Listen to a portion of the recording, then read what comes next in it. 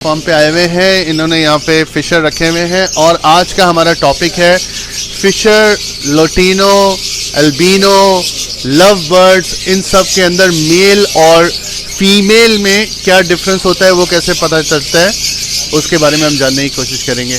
चले आए पिंजरे से कुछ परिंदे बाहर निकालते हैं। सबसे पहले जो विजुअल एलिमेंट्स में से एक चीज़ जो देखने की है या गौर तलब है, उसमें ये है कि जो फिशर्स में, अल्बिनो, लटीनो वगैरह में, लव बर्ड्स में जो मेल का साइज़ है वो फीमेल से थोड़ा छोटा होता है। इसमें मेल छोटे साइज़ का होता है और फीमेल बड़े साइज़ की होती है।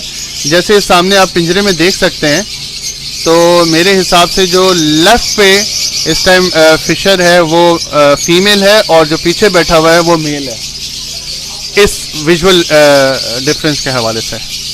फिशर मेल और